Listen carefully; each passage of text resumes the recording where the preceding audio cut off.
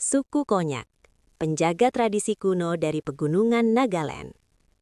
Suku Konyak adalah salah satu kelompok etnis paling unik dan bersejarah di wilayah Nagaland, India Timur Laut.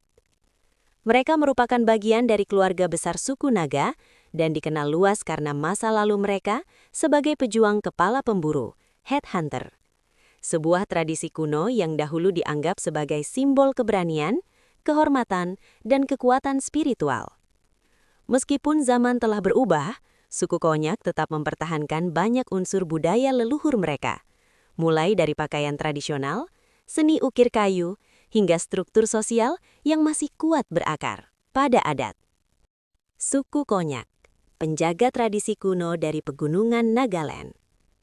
Suku Konyak adalah salah satu kelompok etnis paling unik dan bersejarah di wilayah Nagaland, India Timur Laut. Mereka merupakan bagian dari keluarga besar suku Naga dan dikenal luas karena masa lalu mereka sebagai pejuang kepala pemburu, headhunter.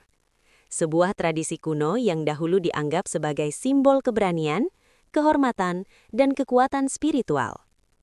Meskipun zaman telah berubah, suku Konyak tetap mempertahankan banyak unsur budaya leluhur mereka, mulai dari pakaian tradisional, seni ukir kayu, hingga struktur sosial yang masih kuat berakar pada adat.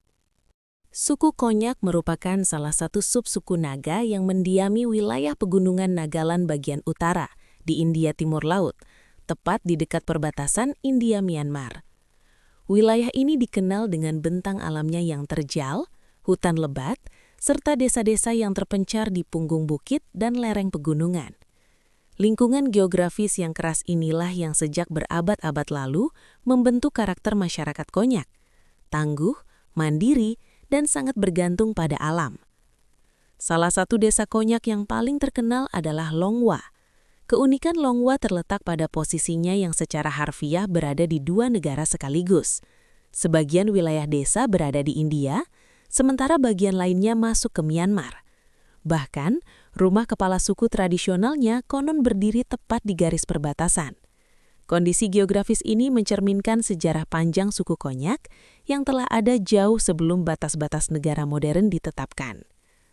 Secara historis, masyarakat Konyak hidup dalam komunitas-komunitas yang mandiri dan relatif terisolasi. Setiap desa dipimpin oleh seorang kepala suku, chief, yang memiliki otoritas besar, baik dalam urusan pemerintahan adat, peperangan, maupun pengambilan keputusan penting bagi masyarakat.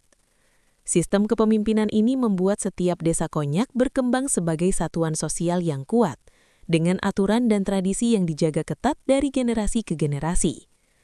Dalam hal mata pencaharian, kehidupan suku Konyak sangat erat kaitannya dengan alam sekitar. Mereka mengandalkan pertanian ladang, berburu, serta pemanfaatan hasil hutan untuk memenuhi kebutuhan sehari-hari. Hutan bukan hanya sumber pangan, tetapi juga sumber bahan bangunan, obat-obatan tradisional, dan perlengkapan hidup lainnya. Ketergantungan ini menumbuhkan hubungan yang dalam antara masyarakat Konyak dan lingkungan tempat mereka tinggal. Ikatan komunitas menjadi fondasi utama kehidupan sosial suku Konyak. Hidup di wilayah yang terpencil dan menantang membuat kerjasama dan solidaritas antar warga desa menjadi sangat penting. Dari membangun rumah, membuka ladang, hingga mengadakan upacara adat, semua dilakukan secara kolektif. Dengan cara inilah suku Konyak mampu bertahan selama berabad-abad di wilayah pegunungan Nagaland yang keras, sekaligus menjaga identitas dan tradisi mereka tetap hidup hingga kini. Budaya suku Konyak dikenal kaya akan seni ukir kayu, perhiasan tradisional, serta pakaian adat yang syarat makna simbolik. Ukiran kayu menjadi salah satu bentuk ekspresi seni yang paling menonjol, menghiasi rumah adat, balai pertemuan, hingga benda-benda ritual.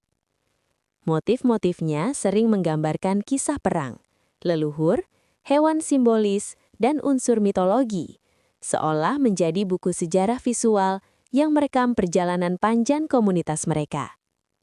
Pakaian tradisional Konyak juga mencerminkan identitas dan status sosial pemakainya. Hiasan seperti bulu burung, gigi hewan, taring, dan manik-manik bukan sekadar ornamen, tetapi penanda keberanian, kedewasaan, atau kedudukan seseorang dalam masyarakat. Perhiasan ini biasanya dikenakan dalam upacara adat, festival, atau pertemuan penting, ketika identitas budaya ditampilkan dengan penuh kebanggaan. Salah satu bangunan penting dalam kehidupan sosial Konyak adalah Morung, yaitu balai pertemuan tradisional yang berfungsi sebagai pusat kegiatan komunitas. Di tempat inilah para pemuda dahulu belajar tentang adat, sejarah, dan nilai-nilai keberanian, sementara para tetua menyampaikan kisah leluhur dan aturan hidup bersama. Dinding dan tiang Morung sering dihiasi ukiran yang memperkuat peran bangunan ini sebagai pusat memori kolektif masyarakat. Dalam kehidupan sehari-hari, masyarakat Konyak hidup sederhana sebagai petani dan perajin. Mereka mengolah ladang, memanfaatkan hasil hutan, serta membuat berbagai kerajinan tangan untuk kebutuhan sendiri maupun untuk diperdagangkan. Ritme hidup yang dekat dengan alam membentuk cara pandang yang praktis, namun tetap syarat dengan nilai-nilai tradisi.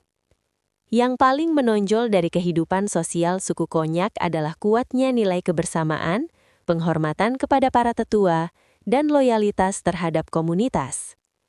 Keputusan penting biasanya diambil melalui musyawarah, dan pekerjaan besar dilakukan secara gotong royong. Dalam struktur sosial seperti inilah, budaya Konyak terus bertahan, bukan hanya sebagai warisan masa lalu, tetapi sebagai cara hidup yang masih dijaga hingga hari ini. Seiring perkembangan zaman, suku Konyak mengalami perubahan besar dalam cara hidup dan cara pandang mereka terhadap dunia.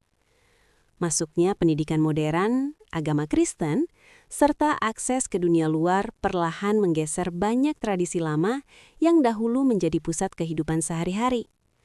Perang antar suku dan praktik headhunting kini tinggal sejarah, digantikan oleh kehidupan yang lebih damai dan terhubung dengan masyarakat luas. Meski demikian, perubahan ini tidak serta-merta menghapus identitas Konyak. Justru, di tengah arus modernisasi, banyak komunitas Konyak yang berusaha melestarikan warisan budaya mereka. Upaya ini terlihat melalui penyelenggaraan festival budaya, pendirian museum desa, serta pengumpulan cerita-cerita lisan tentang leluhur dan sejarah suku. Tradisi yang dulu dijalani sebagai bagian dari kehidupan, kini dirawat sebagai warisan budaya yang bernilai dan patut dijaga. Peran para tetua menjadi sangat penting dalam proses ini. Para tetua bertato yang pada masa lalu dikenal sebagai pejuang dan figur yang disegani, kini dipandang sebagai penjaga memori kolektif. Mereka adalah saksi hidup dari masa ketika dunia Konyak masih diatur oleh hukum adat, keberanian, dan ritual-ritual kuno. Melalui cerita dan pengalaman mereka lah, generasi muda belajar memahami jati diri mereka. Generasi Konyak masa kini tumbuh di antara dua dunia modern dengan pendidikan dan teknologi, serta dunia tradisi yang syarat nilai dan simbol. Tantangannya adalah menjaga keseimbangan antara keduanya, mengambil manfaat dari kemajuan zaman tanpa kehilangan akar budaya. Dalam proses inilah, identitas Konyak terus dibentuk ulang, bukan sebagai peninggalan masa lalu semata, tetapi sebagai budaya hidup yang beradaptasi dengan perubahan. Suku Konyak adalah contoh nyata bagaimana sebuah masyarakat dapat bertransformasi tanpa sepenuhnya kehilangan jati diri. Dari masa lalu yang keras sebagai pejuang kepala pemburu hingga masa kini yang lebih damai dan terbuka, mereka tetap berdiri sebagai penjaga tradisi kuno di pegunungan Nagaland. Perubahan zaman memang mengubah cara hidup mereka, tetapi tidak menghapus akar budaya yang telah tertanam kuat selama berabad-abad. Mengenal suku Konyak bukan hanya tentang melihat sisi eksotis sebuah budaya, melainkan tentang memahami perjalanan panjang manusia dalam mempertahankan identitas, kehormatan, dan warisan leluhur. Di tengah arus modernisasi, kisah Konyak mengingatkan kita bahwa kemajuan tidak selalu harus berarti melupakan masa lalu. Justru dari sanalah sebuah masyarakat menemukan makna dan arah untuk melangkah ke masa depan. Dunia, panah, percikan bintang.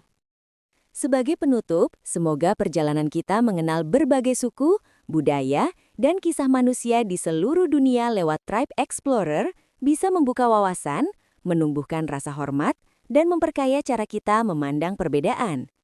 Dunia ini luas dan penuh cerita luar biasa, dan kita baru menjelajahi sebagian kecil darinya. Kalau kamu menikmati konten seperti ini, jangan lupa subscribe, like, dan share channel Tribe Explorer supaya lebih banyak orang bisa ikut belajar dan terinspirasi. Dukungan kamu bikin kami terus semangat menghadirkan kisah-kisah unik dari berbagai penjuru dunia. Sampai jumpa di petualangan berikutnya bersama Tribe Explorer.